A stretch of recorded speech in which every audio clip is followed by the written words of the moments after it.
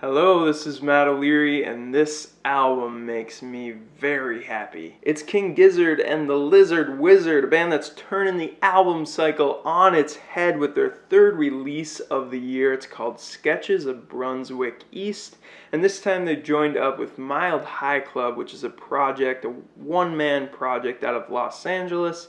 They're really going to have to hurry up if they want to get to 5 albums this year, just saying. And I couldn't be happier with the direction they've taken on this album. It's really a hybrid of the jazziness of Quarters, that album, and that cheery falsetto folk from Paper Mache Dream Balloon. Those are probably my 2 favorite Giz albums. And with so much material released and so much promised to be released, I figured they'd go back to that sound at some point. The whimsical flutes, the clean jazz guitar, that childish falsetto. I've kind of found that the more their music sounds like Sesame Street, the more I like it. And Mild High Club with them, I mean, that is a dream come true. Right away I noticed the nod to Miles Davis's Sketches of Spain, an album that pieced together classical and jazz and world music into a spectacularly unique conglomerate. So that name and this wonky collage-like cityscape album art really made me think they were gonna mirror that Miles Davis album in some way. And musically on Sketches of Brunswick East, it's very much the slipshod fusion of different genres and sounds. And in the first 3 tracks you get huge contrast from the first title track that lays this easy breezy melodic foundation to the soul and funk of Countdown, and then this discordant eastern psychedelia on D-Day. And at this point it's not even that big of a surprise that they're able to deliver this much variety. There does seem to be a through line that connects all these songs beyond just their laid backness,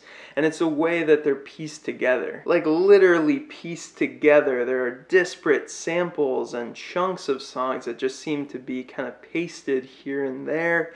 Some of these might be very old songs, but it's hard to tell because these transitions are so interesting and seamless that everything feels connected. The song Tezeta is probably the best example of this. It starts off with this almost like an Indian raga with electric keyboards and an organ solo, and then you get that Tezeta vocal part that comes in, which sounds kind of like an African language. I'm not sure on that one. Then the most blissful psych pop enters the fray with Alex Breton of Mild High Club taking center stage. Even the character from Murder of the Universe is on there, you know, that vomiting dude from disc 3. My actual favorite moment from the album is at the end of Tezeta at the 3-minute 10-second mark. After the psychedelic jam out, you get the most subtle and unorthodox key change. My God! There are also a number of fantastic bass lines on this thing, on the song Cranes, Planes, and Migraines, or Dusk to Dawn at Lygon Street. It's just this sharp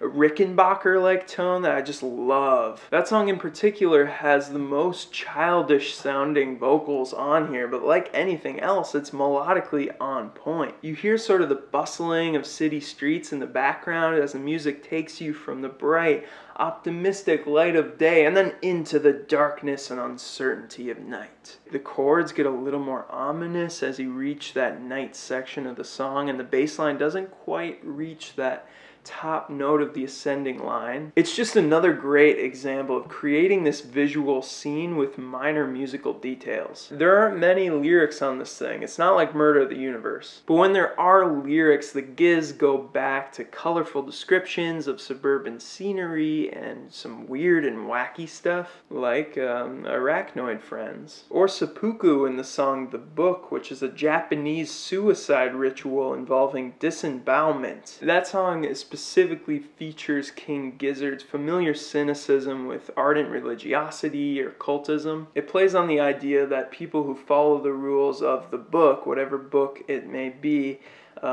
shirk all their responsibility and blind allegiance to their chosen authority. Basically, you know, no matter how terrible the thing, if your God tells you to do it, then why not? They kind of overlook the fact that some gods and religions tell you not to steal, not to kill, not to covet, and to give all of yourself for the good of others. But, you know, I still think it's an effective and pretty truthful song, at least in part.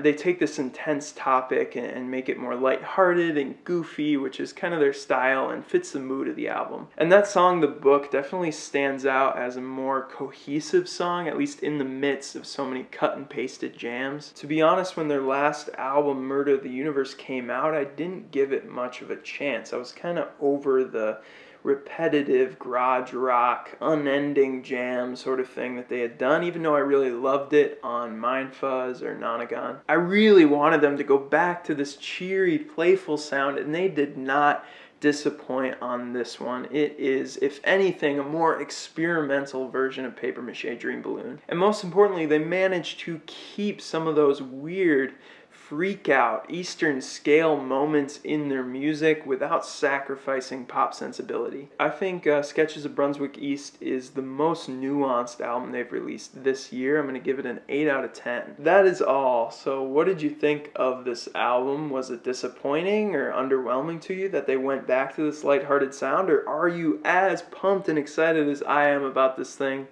Let me know, and thank you so much for watching.